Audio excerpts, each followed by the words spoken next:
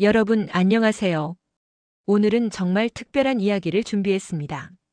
조선시대를 배경으로 한 실화 같은 전설인데요. 제목부터 한번 들어보시죠. 한양의 어느 가난한 선비가 정직함으로 부자가 되는 이야기. 와, 요즘 같은 세상에 정직하면 바보 취급받는다는 말도 있잖아요. 근데 이 선비는 정직함 하나로 인생 대역전을 이뤄냅니다. 어떻게 그게 가능했을까요? 그냥 운이 좋았던 걸까요? 아니면 진짜 정직에 힘이 있는 걸까요? 오늘 이야기를 끝까지 들으시면 여러분도 인생에서 중요한 선택을 할 때 큰 도움이 될 거예요.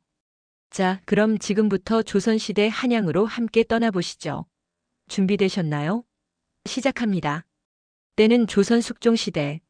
한양 도성 남쪽 끝자락, 그러니까 정말 변두리 중에 변두리에 초라한 초가집 한 채가 있었습니다.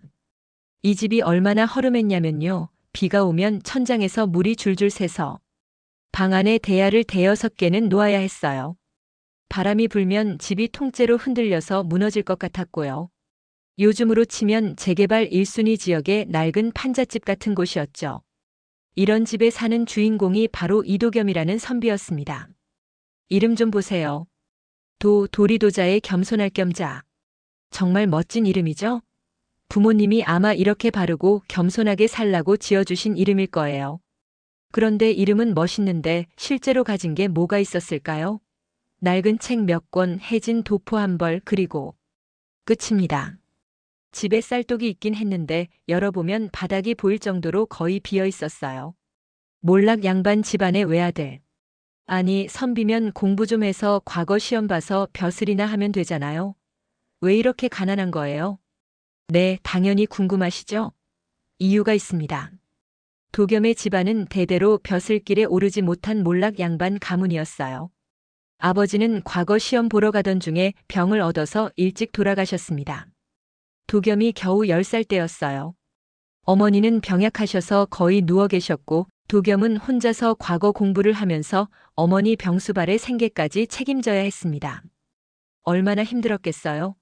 10대 소년이 혼자서 모든 걸 감당해야 했던 거예요. 극한의 가난 속 긍정 마인드. 도겸의 하루를 한번 들여다볼까요? 아침에 일어나면 제일 먼저 쌀독을 열어봅니다. 그런데 쌀독을 열어보면 바닥이 거의 보여요. 쌀이 한 줌도 안 남았어요. 보통 사람 같으면 한숨부터 나오겠죠? 근데 도겸은 이렇게 말했대요. 오늘은 죽 한 그릇이면 족하겠구나. 죽 한 그릇이요, 여러분. 밥도 아니고 죽 한 그릇으로 하루를 버티겠다는 거예요. 그것도 웃으면서 말해요. 이게 진짜 긍정의 아이콘 아닌가요? 낮에는 밭일을 하거나 품팔이를 해서 동전 몇 잎을 벌어왔어요. 그걸로 쌀 조금 사고 어머니 약 사고. 그렇게 근근히 살아갔습니다. 저녁이 되면 본격적인 공부 시간입니다. 그런데 기름도 제대로 살 수 없으니까 등잔불이 깜빡깜빡해요. 요즘으로 치면 형광등도 없이 촛불 하나 켜놓고 수능 공부하는 거나 마찬가지죠. 그래도 도겸은 논어, 맹자, 대학, 중용, 사서 삼경을 열심히 읽었습니다. 과거의 급제에서 벼슬을 하는 게 가난에서 벗어날 유일한 길이었으니까요. 주막주모의 놀림. 동네 주막주모가 종종 도겸을 놀렸어요. 야, 도겸아. 글로 밥 지어 먹을 수 있으면 너 벌써 삼성 회장 됐겠다. 주변 사람들도 웃으면서 한마디씩 거들었을 거예요. 그러게 말이야. 저 나이에 아직도 과거 못 붙고 뭐하냐? 차라리 장사나 하지. 이런 말들이 도겸의 귀에 들렸을 텐데 도겸은 화내지 않고 항상 이렇게 대답했대요. 쌀은 없지만 부끄러움도 없으니 이것으로 족합니다. 와, 이 마인드 좀 보세요. 가난하지만 떳떳하다는 거예요. 이게 진짜 선비 정신입니다, 여러분. 그런데 이 한마디가, 이 작은 원칙이 훗날 그의 인생을 완전히 바꿔놓을 줄은 그 누구도, 심지어 도겸 본인도 몰랐습니다. 자, 이제 본격적으로 이야기가 시작됩니다. 긴장하세요. 어느 여름 장마가 며칠째 계속되던 날이었어요. 비가 억수같이 쏟아지는데 그칠 기미가 안 보이는 거예요. 요즘처럼 스마트폰으로 웹툰 보거나 유튜브 볼 수 있는 시대도 아니잖아요. 비 오는 날에 할 게 정말 없었을 거예요. 그래서 도겸은 생각했습니다. 그냥 주막에라도 가서 시간 좀 때우다 올까? 도겸은 비를 피해 남대문 밖에 있는 허름한 주막으로 향했습니다. 특이한 손님들. 주막 문을 열고 들어가니 그날따라 손님들이 좀 특이했어요. 첫 번째, 비단 도포를 걸친 중년 상인이 있었습니다. 옷차림부터 범상치 않았어요. 비단 도포에 옥장식이 달린 갓을 쓰고 있었죠. 한눈에 봐도 돈 많은 상인이었어요. 두 번째, 눈빛이 날카로운 지방 관리가 있었습니다. 이 사람은 좀 무서워 보였어요. 관복을 입고 있었는데 표정이 굉장히 엄격했죠. 세 번째, 말수가 적은 기이한 노인이 구석에 앉아 있었습니다. 이 노인이 제일 수상했어요. 옷은 허름했는데 눈빛이 뭔가 달랐어요. 마치 모든 걸 꿰뚫어 보는 듯한 눈빛이었죠. 도겸의 소박한 주문. 도겸은 주막 한 구석 자리에 앉았습니다. 제일 구석진 자리, 제일 싼 자리였죠. 주모, 막걸리 한 사발만 주시오. 도겸은 주머니에서 동전 몇 잎을 꺼냈어요. 막걸리 한 사발값만 간신히 되는 돈이었죠. 가난하지만 가끔은 이렇게 소소한 낙을 누리는 거예요. 그때 사건이 터졌다. 도겸이 막걸리를 한 모금 마시고 있는데 갑자기 에헤이 이익. 술에 취한 상인이 비틀거리기 시작했어요. 완전히 만취 상태였던 거죠. 상인이 일어서려다가 휘청거렸고 그 순간 허리춤에서 뭔가 툭 하고 바닥에 떨어졌습니다. 그게 뭐였을까요? 비단 주머니에 담긴 금덩이 몇 개. 금덩이가 주머니에서 빠져나와 바닥에 굴러다녔어요. 촛불 아래서 금이 번쩍번쩍 빛나는 거예요. 순간 주막 안의 모든 사람들 눈이 동시에 번뜩였습니다. 금이에요, 금. 이게 얼마나 큰 돈이었냐면요. 당시 기준으로 평민이 평생 일해도 모으기 힘든 재산이었어요. 요즘으로 환산하면 몇억 원 정도는 될 거예요. 로또 1등 당첨금이 길바닥에 굴러다니는 거나 마찬가지죠. 도겸이 과거 공부하는데 필요한 비용? 금 한 덩이면 충분하죠. 평생 먹고 살 돈? 금 두세 덩이면 가능해요. 근데 거기 떨어진 게 금 대여섯 개는 됐어요. 진짜 대박이었던 거죠. 상인은 술에 완전히 취해서 테이블에 얼굴을 받고 골아떨어졌어요. 코까지 골면서 완전히 뻗은 상태였죠. 주막 안은 갑자기 조용해졌습니다. 아까까지 왁자지껄하던 분위기가 싹 사라지고 이상한 정적이 흘렀어요. 사람들은 서로 눈치만 보고 있었어요. 누군가는 침을 꿀꺽 삼켰어요. 누군가는 슬쩍 문 쪽을 쳐다봤어요. 저거 들고 튀면 하는 생각이 눈에 보이는 것 같았어요. 관리는 팔짱을 끼고 눈을 감았어요. 기이한 노인은 여전히 구석에서 술잔을 기울이며 조용히 지켜보고 있었어요. 도겸의 선택. 그때 도겸이 천천히 자리에서 일어났습니다. 주막 안의 모든 시선이 그에게 쏠렸어요. 사람들 눈빛이 복잡했어요.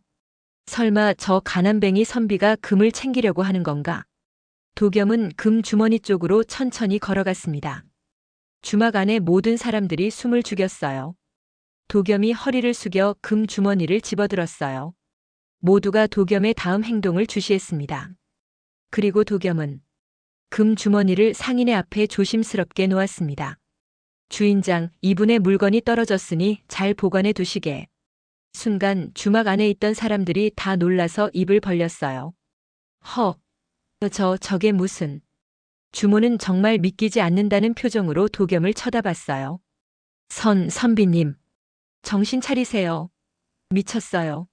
이 금이면요, 과거 시험 비용은 물론이고 평생 놀고 먹고 살 수 있어요. 아무도 몰라요. 왜 그냥 두는 거예요? 명대사 탄생. 여러분도 궁금하시죠? 도겸은 뭐라고 답했을까요? 도겸은 잠시 금을 내려다보았어요. 솔직히 마음이 흔들렸을 거예요. 어머니 약가, 집 수리비, 과거 공부 비용. 필요한 게 한두 가지가 아니었을 테니까요. 하지만 도겸은 고개를 들고 또박또박 말했습니다. 재물은 주인이 따로 있고 사람의 마음엔 주인이 없어서는 아니 되지요. 이명대사 좀 들어보세요. 이게 무슨 뜻이냐면요. 돈은 원래 주인이 있는 거고 그 주인이 잃어버렸다고 해서 내 것이 되는 건 아니라는 거예요.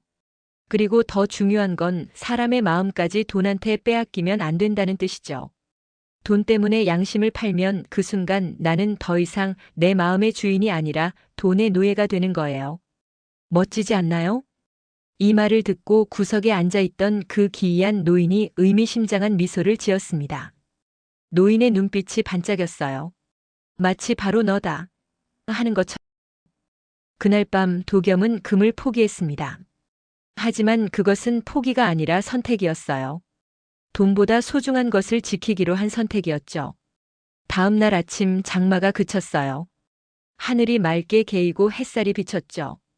도겸은 평소처럼 일찍 일어나서 주막 앞을 지나가고 있었어요. 그런데 누가 도겸을 기다리고 있었을까요? 바로 어제 주막 구석에 앉아있던 그 기이한 노인이었습니다.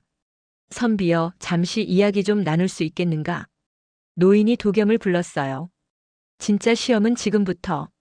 도겸은 공손하게 절을 했어요. 노인이 물었습니다. 어젯밤 금을 보고도 마음이 흔들리지 않았는가? 도겸은 잠시 망설였어요. 그리고 솔직하게 대답했어요. 사람이 어찌 흔들리지 않겠습니까? 저 또한 마음이 크게 흔들렸습니다. 노인이 고개를 끄덕였어요. 그렇겠지. 그런데 왜 가져가지 않았는가? 도겸이 답했습니다. 흔들렸지만 그 흔들림에 지지 않으려 애썼을 뿐입니다. 이 대답 좀 보세요, 여러분. 나도 흔들렸어요. 나도 유혹을 느꼈어요. 근데 참았어요. 이게 진짜 정직한 답변 아닌가요? 노인은 크게 웃었습니다. 허허허. 그 말 한마디면 조카도다. 마법의 부채. 노인은 품속에서 낡은 부채 하나를 꺼냈어요. 부채는 정말 낡았어요. 이 부채를 자네에게 주겠네. 이 부채를 필요할 때 쓰거라. 그러면 바람이 자네를 도울 것이네. 단 욕심으로 쓰면 바람이 칼이 될 것이다. 사람을 구하려는 마음으로만 쓰거라. 도겸은 부채를 받으며 물었어요. 어르신은 대체 누구십니까? 노인은 미소만 지을 뿐 대답하지 않았어요. 그리고 다음 순간 아침 안개가 갑자기 짙어지더니 노인의 모습이 흐릿해지기 시작했어요. 어르신.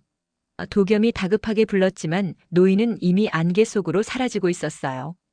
마치 물에 번진 먹물처럼 노인의 모습이 점점 옅어지더니 완전히 사라져버렸습니다. 도겸은 손에 든 부채를 보며 멍하니 서 있었어요. 손에 쥔 부채는 실체가 있었어요. 꿈이 아니었던 거죠. 근데 이 부채 진짜 마법의 부채였습니다. 며칠이 지났어요. 도겸은 평소처럼 책 몇 권을 팔러 시전에 갔어요. 시전은 한양에서 가장 번화한 상업지역이었어요. 사람들로 붐볐고 평화로운 오후였습니다. 그런데 갑자기 불이야, 불이야. 시전 한쪽에서 불길이 치솟기 시작했어요. 어느 음식점 부엌에서 시작된 불이 순식간에 옆 가게로 번졌어요. 불은 바람을 타고 빠르게 번졌어요. 순식간에 시전 전체가 불바다가 되어갔어요. 살려주세요. 우리 가게가. 아비규환이었습니다. 상인들은 재물을 구하려고 불 속으로 뛰어들었고 사람들은 도망치느라 난리였어요. 탈출하지 못하고 건물 안에 갇힌 사람들도 있었어요. 도겸도 그 현장에 있었어요. 눈앞에서 사람들이 위험에 처한 걸 보고 가만히 있을 수 없었어요. 부채를 기억하다. 그때 문득 노인이 준 부채가 생각났습니다. 필요할 때 쓰라고 하셨지. 지금이 바로 그때가 아닐까? 도겸은 품속에서 부채를 꺼냈어요. 낡은 부채였지만 손에 쥐는 순간 묘한 기운이 느껴졌어요. 사람을 구하려는 마음으로만 쓰거라. 노인의 말이 떠올랐어요. 도겸은 부채를 펼쳤어요. 그리고 불길을 향해 부채질을 했습니다. 제발. 사람들을 구해주세요. 기적의 바람. 그러자 놀라운 일이 벌어졌습니다. 바람이 불기 시작했어요. 근데 보통 바람이 아니었어요. 일반적으로 바람이 불면 불이 더 크게 번지잖아요. 그런데 이 바람은 달랐어요. 바람이 불을 피해서 사람들 쪽으로만 흐르는 거예요. 불길은 더 이상 번지지 않았고 오히려 약해지기 시작했어요. 동시에 사람들이 있는 쪽으로는 시원한 바람이 불어서 연기가 거치고 숨을 쉴 수 있게 됐어요. 바람이. 숨을 쉴 수 있어. 건물 안에 갇혔던 사람들이 바람을 타고 무사히 빠져나올 수 있었습니다. 도겸은 계속해서 부채질을 했어요. 땀이 비오듯 흘렀지만 멈추지 않았어요. 이 장면을 목격한 관리가 소리쳤어요. 저 선비를 보라. 신기한 능력을 가진 자가 우리를 돕고 있다. 화재는 진압됐고 많은 생명이 구조됐습니다. 만약 도겸이 없었다면 그날 수십 명이 목숨을 잃었을 거예요. 화재가 진압된 후 사람들은 도겸에게 달려와 감사 인사를 했어요. 그런데 그때 한 사람이 도겸을 알아보고는 눈물을 흘리며 달려왔어요. 바로 며칠 전 주막에서 금을 잃어버렸던 그 상인이었습니다. 선비님, 당신이십니까? 상인은 도겸의 손을 붙잡고 말했어요. 주막 주모한테 들었습니다. 선비님이 얼마나 가난하신지, 그 금이 선비님에게 얼마나 필요했을지. 그런데도 돌려주셨다고요. 저는 부끄러웠습니다. 그래서 선비님을 찾아다녔습니다. 은혜를 갚고 싶었습니다. 두 번째 거절. 상인은 큰 보따리를 가져왔어요. 이건 제 재산의 일부입니다. 금, 은, 비단. 선비님의 정직에 대한 보답입니다. 엄청난 양의 금은 보화가 들어있었어요. 주변 사람들이 웅성거렸죠. 와, 대박이다. 하지만 도겸은 또 고개를 저었어요. 감사하지만 받을 수 없습니다. 은혜는 받되 제 분수는 넘지 않겠습니다. 이 사람 진짜 끝까지 원칙을 지키네요. 두 번째 기회인데도 거절해요. 상인은 더욱 감동했습니다. 그렇다면 다른 방법이 있습니다.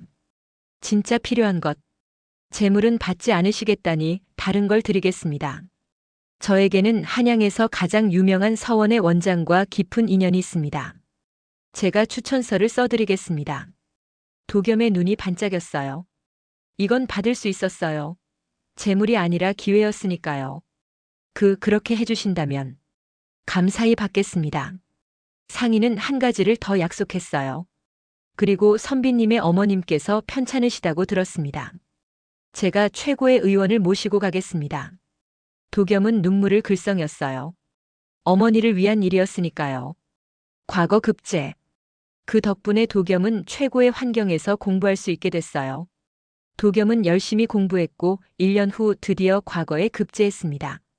도겸은 관리가 되어 백성들을 위해 열심히 일했어요. 뇌물을 받지 않았고 불의를 보면 참지 못했죠. 부자든 가난한 사람이든 공정하게 대했어요. 그러다 보니 점점 높은 벼슬로 올라갔고 재물은 자연스럽게 따라왔어요. 사람들은 그를 금보다 귀한 선비라고 불렀습니다. 금을 가질 수도 있었지만 정직을 택한 사람, 그래서 결국 금보다 더 귀한 사람이 됐다는 뜻이었죠. 이 이야기가 한양에 퍼지자 사람들이 이런 말을 했대요. 재물은 쫓으면 달아나고 도리는 지키면 따라온다. 이게 핵심입니다, 여러분. 돈을 쫓아가면 돈은 도망가요. 하지만 올바른 길을 걸으면 돈이 따라옵니다. 우리가 배울 수 있는 3가지. 첫째, 눈앞의 이익보다 장기적인 관점을 가져야 한다. 도겸은 당장의 금덩이를 포기했지만 결국 더 큰 것을 얻었어요. 인생은 마라톤이에요. 당장 앞서가는 것보다 올바른 방향으로 꾸준히 가는 게 중요해요. 둘째, 완벽하지 않아도 괜찮다. 도겸도 흔들렸다고 솔직하게 말했잖아요. 우리도 마찬가지예요. 유혹을 느끼는 건 당연해요. 중요한 건 그 유혹에 져주지 않는 거예요. 셋째, 정직과 청렴은 결국 보상받는다. 시간이 걸릴 수는 있지만 정직한 사람은 결국 인정받게 돼 있어요. 부정직한 사람은 결국 들통나지만 정직한 사람은 시간이 갈수록 신뢰가 쌓여요. 현대를 사는 우리도 매일 선택의 순간을 마주합니다. 편의점에서 거스름 돈을 더 받았을 때, 회사에서 다른 사람의 공을 가로챌 수 있을 때, 아무도 안 볼 때 지름길을 택할 수 있을 때. 그때 도겸 선비의 말을 기억해 보세요. 재물은 주인이 따로 있고 사람의 마음엔 주인이 없어서는 안 된다. 내 양심의 주인은 나예요. 돈이나 권력이 내 양심의 주인이 되면 안 돼요. 당장은 손해보는 것 같아도 결국 더 큰 것을 얻게 될 거예요. 오늘 이야기 어떠셨나요? 여러분이 앞으로 선택의 순간에 놓였을 때 이 이야기를 떠올려 보세요. 나는 지금 금보다 귀한 선비가 되는 길을 걷고 있는가? 오늘 이야기가 마음에 드셨다면 좋아요와 구독 꼭 눌러주세요. 댓글로 여러분의 생각을 나눠주시고요. 여러분의 인생에도 금보다 귀한 정직과 청렴이 함께하기를 진심으로 바랍니다. 다음에 더 재미있고 유익한 이야기로 찾아뵙겠습니다. 여러분, 정직하게 삽시다. 감사합니다.